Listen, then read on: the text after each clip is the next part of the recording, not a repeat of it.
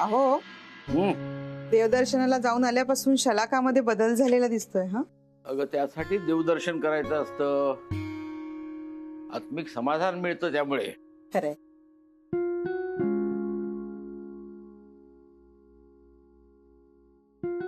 आई हा तू सोड, मी करते पोळ्या.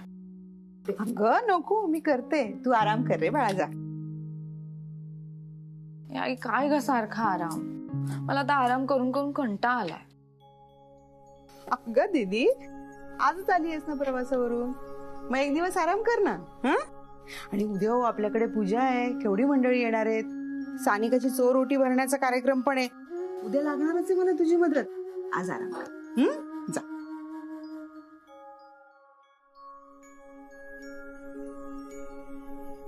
मनोहर देशपांडेंचं घर हेच का? हो. आपण कोण? आत येऊन सांगतो ना, उगाच दरवाजात तुमची इज्जत नको जायला.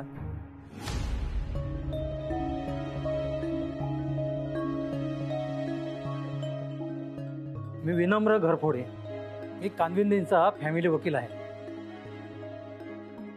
फॅमिली डॉक्टर ऐकला होतो, कानविंदेंचा फॅमिली वकील आहे. नाही असायलाच पाहिजे. कृत्य पण तशीच आहेत त्या फॅमिलीची, कानविंदेंची. त्या नयन कानविंदेंच्या पहिल्या बायकोच्या प्रकरणातून तुम्हीच बाहेर काढलं होतं ना त्याला. खुनाला आत्महत्या म्हणून सिद्ध केलं, बरोबर ना? अहो देशपांडे साहेब, कशाला त्या जुने गारगोट्या घासत बसता? हे तुमचं वय आहे का आता? अहो तुमच्यासारख्या शहाण्या लोकांनी कोर्टाची पायरी चढू नये. कशाला त्या कानविंदे फॅमिलीवर केस टाकली? कसं आहे वकील साहेब, कायद्यानं आम्हाला आमची बाजू मांडण्याचा अधिकार दिलेला आहे. आणि दुसरं म्हणजे केस करायची की नाही करायची हा आमचा वैयक्तिक प्रश्न आहे. तुम्ही इथे कशाला आलात ते आधी सांगा. देशपांडे साहेब, अहो ऐका माझं, कोर्ट वगैरे तुम्हाला झेपणार नाही.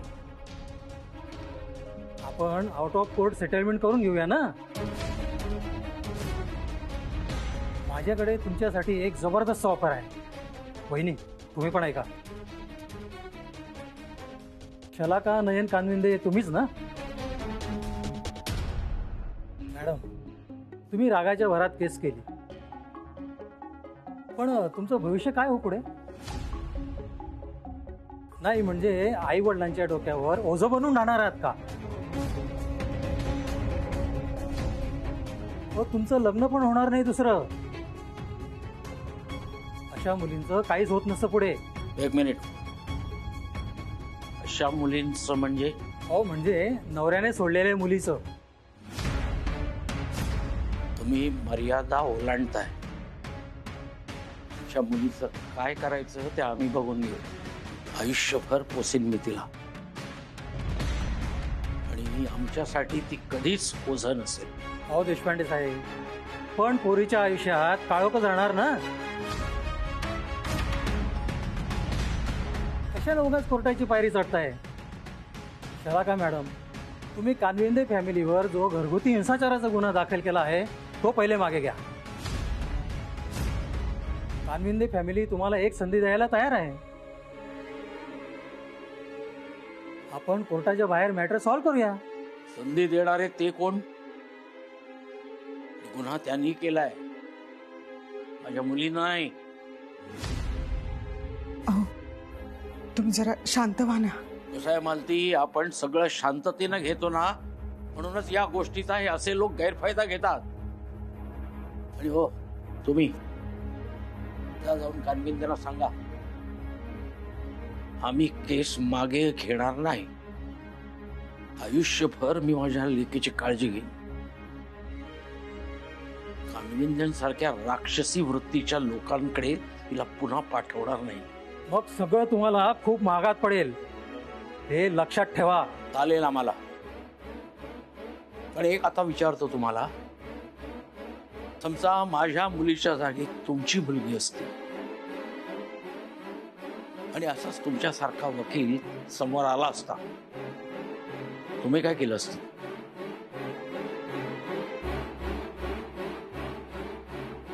देशपांडे साहेब, इमोशनल होऊ नका. मुलीचा विचार करा. चला का मॅडम, तुम्ही सांगा, तुम्हाला काय वाटतं? मी आता माघार घेणार नाही. आतापर्यंत फक्त ऐकलं होतं की कौटुंबिक हिंसाचार होतो. पैशासाठी बायकोला मारून टाकतात, जाळून टाकतात, हुंड्यासाठी तिचा छळ करतात. पण हे सगळं ना मी स्वतः भोगून आली आहे. आता नाही, आता कुठलीच तडजोड करणार नाहीये मी. जाऊन सांगा त्या कानविंदेंना की शलाका मनोहर देशपांडेंनी तडजोड करायला नकार दिलाय म्हणून.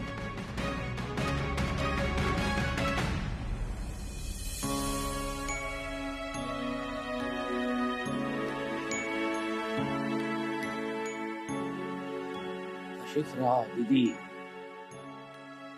आयुष्यभर अशीच खमकी राहा.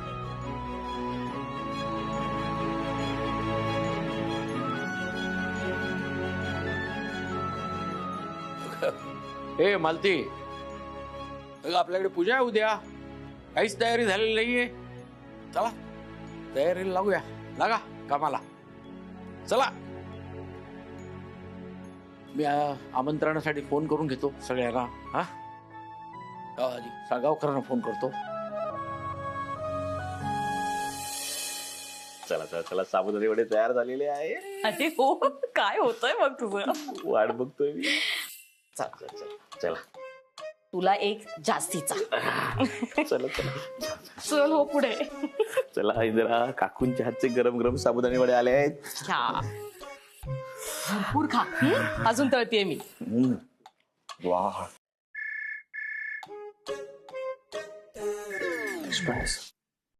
हॅलो, नमस्कार सर. हा सागावकर, अरे जयश्री ते आहेत का? हो, आई आहे सर. का, काय झालं? नाही, काही विशेष नाही. काय उद्या आम्ही सत्यनारायणाची पूजा घालायचं ठरवलंय, त्यासाठी आमंत्रण करायचं होतं. अच्छा अच्छा, आईला देतो सर. आई देशपांडे सर.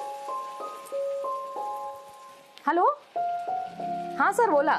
नमस्कार, कसे आहात? आहे बरं आहे बरं आहे. कसं आहे आता, सानू आई होणार, दीपू सुद्धा आमची परमनंट झाली. हा हो, आणि दीदी पण आता इथे आहे, सुखरूप आहे. त्यामुळे आम्ही असं ठरवलंय की उद्या सत्यनारायणाची पूजा घालायची, म्हणून आमंत्रण द्यायला फोन केला होता. तुम्ही या सहकुटुंब अगदी. हो हो, आम्ही येऊ ना नक्की. पण मी काय म्हणते, आता आपण नातेवाईकच आहोत ना, मग आपण सगळे मिळून तयारी करूया ना पूजेची.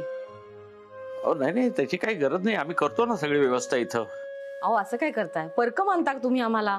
हा बरं, सगळी तयारी तुम्ही करा, पूजेचं सामान तेवढं आम्ही आणतो, मग तर झालं. बरं ठीक आहे. सानूच्या चोरोटीचं सांगा ना. हा, मालती काहीतरी बोलते तुमच्याशी, देतो. हा द्या ना. हॅलो जयश्रीताई, नमस्कार. नमस्कार मालतीताई, बोला ना. नाही, मी काय म्हणते, सानूला आता 3रा संपत आलाय, तर तिच्या चोरोटीचा कार्यक्रम करायचा होता. आणि काय उद्या पूजा ठेवली आमच्याकडे, तर सगळ्यांना मी आमंत्रण देणारच आहे, सगळे येणारच आहे. तर मग चोरोटीचा कार्यक्रम उद्याच करून घेऊयात, चालेल ना? हो हो, अहो चालेल ना, काय विचारताय, अगदी चालेल. तू काय थोडीशी वेडी आहेस का ग? अरे मी मुद्दामून केलं का बेबू? मी तुला सांगते ना, चुकून झालं, तू का नाही ऐकत? मुद्दामून लागलं म्हणजे केवढं? आणि हळू जरा, फोनवर बोलते ना मी. ना प्रेमच नाही उरलंय माझ्यावरती. ती टोचली मला. हॅलो जयश्रीताई. हा बोला मालतीताई. काय झालं? नाही काही नाही, बोला ना. जयश्रीताई, तुम्ही येताय उद्या सगळे, आणि सगळ्यांना सांगा. अहो नक्की येऊ मालतीताई, तुम्ही काही काळजी करू नका, आम्ही सगळेजण येऊ पूजेला. हा ठीक, वाट बघते. अहो त्या मधुकर भाऊजींना पण सांगा पूजेसाठी. अरे म्हणजे काय, बोलावणारच. एकमेव नातेवाईक आहे मुंबईतले, त्यांना तर बोलवणारच. सासूबाई हे आई, तू हिचं काही ऐकू नका, आधीच सांगतोय. काय चाललंय तुम्ही दोघांचं? अरे काय चाललंय काय? तुम्ही दोघांनी ठरवलंय का रोज सकाळी उठायचं आणि भांडायचं? अगं माझ्या शर्टाचं बटन तुटलं होतं, हिला म्हटलं मला शिवून दे, तर अंगावरती शर्ट असतानाच ही शिवायला सुरुवात केली हिने, आणि मग सुई टोचली मला. हो सासूबाई, तो साबुदाणा वडा आणि याचं शर्टाचं बटन राहू दे ना, मरू दे ना. मला सांगा, माझ्या आईचा फोन आला होता का? काय म्हणत होती? आणि काहीतरी पूजेचं बोलणं चाललं होतं. हो अगं, उद्या सत्यनारायणची पूजा आहे तुमच्याकडे, आपल्या सगळ्यांना आमंत्रण दिलंय त्यांनी, आणि तुझी चोरोटी सुद्धा भरायची. चोर काय? चोरोटी इतकंही नाही माहिती का तुला? अगं गरोदरपणे 3 महिने पूर्ण झाले ना की चोरोटी भरतात. तू का लाजतोस? कुठे लाजतोय? वडा बघतोय. बरं इंद्रा, हे बघ सर बाजूला. मी काय म्हणते, पूजेला लागणाऱ्या सगळ्या साहित्याची जबाबदारी मी घेतली बरं का. ठीक आहे. एक मिनिट सासूबाई, मला एक सांगा, आईचा फोन तुम्हाला आला होता म्हणजे फक्त तुम्हालाच बोलवलंय का पूजेला? सानिका, मला एकटीला का बोलवते त्या? आपल्या सगळ्यांना बोलवलंय. तुझ्या बाबांचा फोन आला होता इंद्राच्या फोनवर, तेव्हा मी मालतीताईंशी बोलले, तेव्हा त्या म्हणाल्या. का नाही म्हणजे भाऊजींना का फोन आला होता? कार्तिकला का फोन नाही केला त्यांनी? कार्तिक बाबांचा जावई आहे का भाऊजी? बाबा नेहमी असंच करतात, माझ्या नवऱ्याला मानच देत नाहीत. नाही म्हणजे तुम्हीच सांगा ना, त्यांनी कार्तिकला फोन करायला नको होता का? केला असता तर काय बिघडलं असतं त्यांचं? कार्तिक आणि देशपांडे सरांचा फोन उचलणार, वाट बघा. ए सत्तू, तुला काय करायचं रे? काय बोलतोस मध्ये मध्ये? कार्तिक, आवाज खाली. भाऊजी, तुम्ही कार्तिकला का बोलताय? नाही म्हणजे त्याची काय चूक आहे? तुम्हीच सांगा, बाबांनी फोन करायला नको होता का कार्तिकला? अगं, सानिका, तुझा काहीतरी गैरसमज होतोय. नाही भाऊजी, काही गैरसमज होत नाही. ऍक्च्युली कार्तिक कितीही चांगला वागला ना, तरी बाबांना नयन जिजूंसारखीच लोक आवडतात. बर, आता मला एक सांगा, पूजा ठेवली आहे हे मान्य, आणि ते चोर ओटीचा जो कार्यक्रम आहे तो आहे कोणासाठी? माझ्यासाठी ना. मग मला नको विचारायला? अगं सांगू, तुझा बाप आहे ना, बाबा तुझे आपल्याला काहीच किंमत देत नाहीत. तुझं बरोबर आहे बेबू, मला पण पटतंय. आई बाबांना ना आपली काहीच किंमत नाहीये. त्यामुळे उद्या त्या पूजेला साळगावकर फॅमिली मधलं कुणीही जायचं नाही.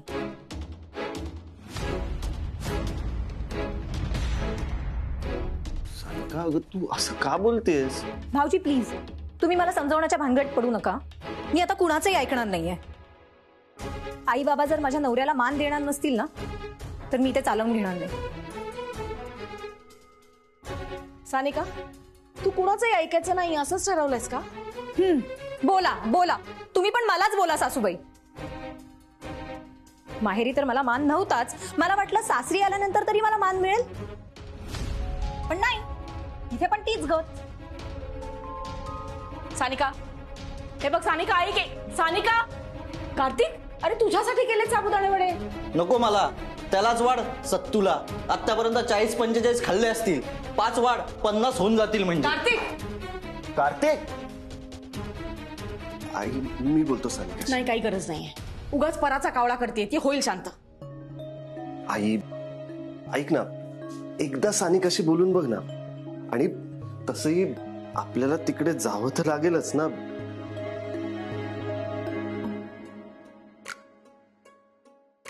ठीक आहे, मी बोलीन तिच्याशी.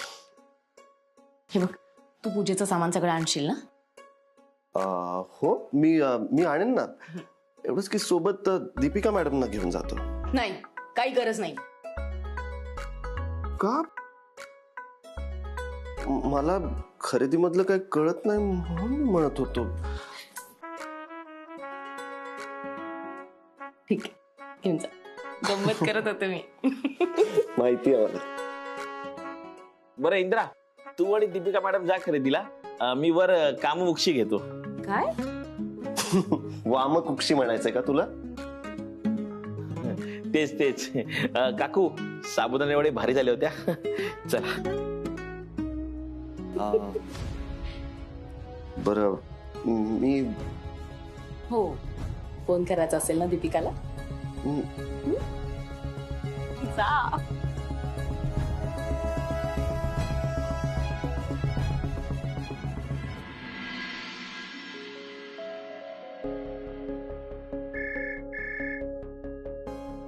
Good morning Indraji. Good morning madam. काय मॅडम, तुम्ही सांगितलं नाही उद्या घरात पूजा आहे म्हणून? पूजा? हो, अहो, तुमच्या घरात सत्यनारायणाची पूजा आहे उद्या. आणि हो, सानिकाची चोरोटी सुद्धा भरणार आहे. काय सांगताय? पण हे बरं आहे. नाही म्हणजे माझ्या घरी पूजा आहे हे मला माहित नाही, पण तुम्हाला सगळं माहिती आहे. मॅडम, देशपांडे सरांचा फोन आला होता आमंत्रणासाठी. बाबा आले? हा, नाही नाही, म्हणजे ते आले आले त्यांनी पूजेचा घाट घातलाय. हो, आणि कामं वाटून घ्यायची ठरली आहेत अर्धी अर्धी. मी पूजेची सामग्री आणणार आहे. अच्छा, ठीक आहे, मग आणा ना. ठीक आहे, मग आणा. नाही, सोबत तुम्हालाही यायचंय मॅडम. मला त्यातलं विशेष काही कळत नाही. अच्छा, हे सुद्धा ठरवलंय का तुम्ही? हो, कारण त्याचं काय आहे ना, पूजा आपल्या घरातली आहे ना.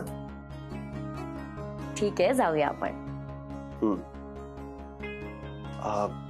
आणि हो मॅडम, एक छोटासा प्रॉब्लेम झालाय. काय? ऍक्च्युली सानिकाचं असं म्हणणं आहे की पूजेचं आमंत्रण कार्तिकला स्वतः देशपांडे सरांनी फोन करून द्यायला हवं होतं, आणि तसं झालं नाही म्हणून जरा चिडली आहे ती. अगं, असं काय बोलतेयस तू सानू? आई बाबा आहोत आम्ही तुझे, आम्ही का वागू तुझ्याशी असं? Hello madam. ऐका ना, मी घरी पोहोचले आहे. मी करते फोन. आई ताईशीच बोलते, करते. सानू, अगं तू गैरसमज करून घेतेयस. असं आमच्या मनात सुद्धा काही नाहीये. आई, उगीच काही कारण देऊ नकोस. हे तर मीच काय, साळगावकरांपैकी ना कुणीही या पूजेला येणार नाहीये. येणार नाही म्हणजे? अगं, तुमच्या सुखी भविष्यासाठी पूजा ठेवलेली आहे, आणि तुझ्या चोर ओटीचा कार्यक्रमही आहे, कळतंय का? हे आई, मला उगीच ना इमोशनल ब्लॅकमेल करू नकोस. आणि एवढंच होतं ना, तर बाबांनी कार्तिकला फोन का नाही केला? सानू, हे बघ आई, बास. तुम्ही ना लग्नाआधीपासूनच मला वाईट वागणूक देतच आलाय, आणि आता लग्नानंतर पण तेच. आई, माझ्या नवऱ्याला ना जर तुम्ही कोणी मान देणार नसाल ना, तर मला अजिबात चालणार नाही. सानू, अगं असं. आई, मी बोलू? हो. आई, दीपूला अजिबात फोन देऊ नकोस. मला तिचं लेक्चर नाही ऐकायचंय.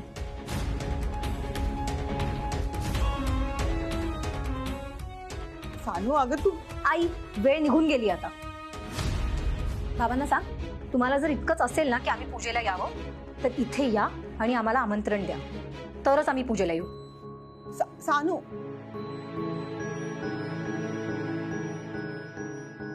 काय म्हणाली सानू?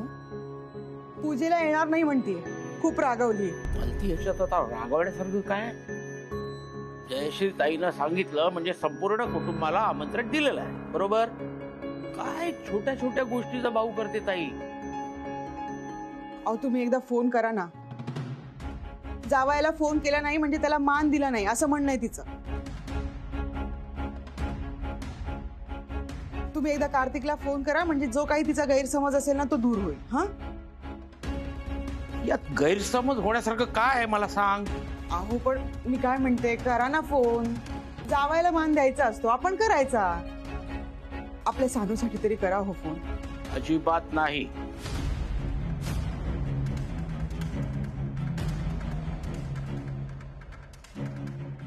अहो, तुम्ही तरी असं का वागताय?